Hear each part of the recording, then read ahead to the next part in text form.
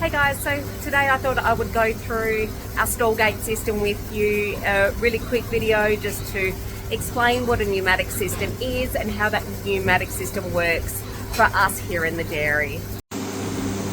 So here is our stall gate system. As you can see in here, we have each individual barrel. Within the barrel is a piston with a rod.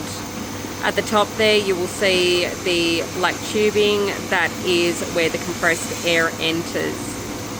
To raise each individual stall gate, the compressed air is pushed in via that black tubing, which raises each individual stall. During winter we find that some of our stall gates will get a bit stuck, which is just due to the grease on the piston getting cold and it gets sticky. So what we do is, if we have a stall gate that seems jammed or just not moving, we jump up into the cow line here and we will lift and lower that individual stall gate several times to help get that friction and movement back inside that barrel. That tends to work and the stall gates will continue to open.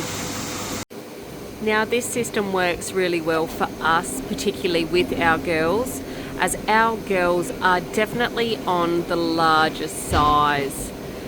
Now when we close the stall gates, we are simply releasing the air and the stall gates will lower. As opposed to a vacuum system, we would probably find that we would have to clean and change the filters quite regularly here due to the level of dust and build-up that they would get.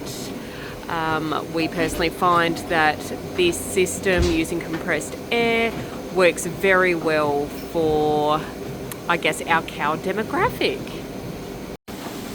So as you can see, as the air is released, the stall gates will lower. Now this beautiful girl here, her name is Maxine. Her number is 1817, as you can see here.